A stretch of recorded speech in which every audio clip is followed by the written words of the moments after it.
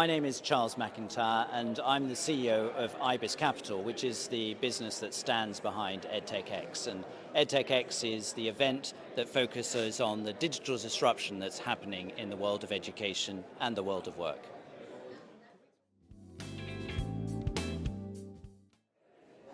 So, good question, and it's one that we sought to try and answer this morning because, as you might imagine, the conversation and discussions around artificial intelligence are very prevalent and very relevant, obviously, for the world of education. What underlies all of that is really the developments in artificial intelligence in terms of the processing capabilities of computers, and they are massive, as you might imagine.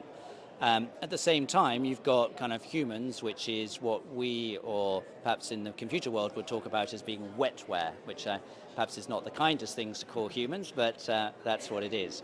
And what's interesting is that it is software which really connects us as humans to hardware.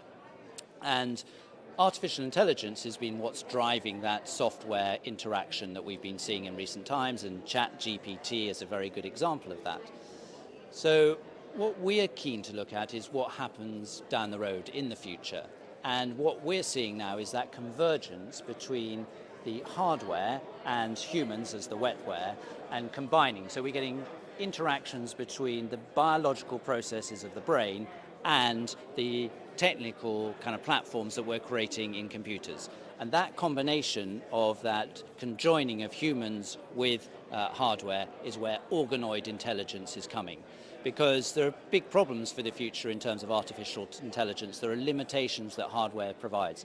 But this combination is really where we see the next kind of big step in both computing but also in the software.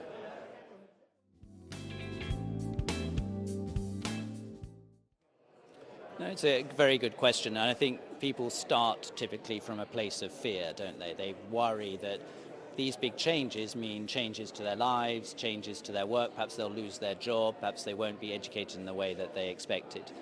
And I think the thing that we need to remember is that all these discussions are really about the tools that we're creating to empower ourselves.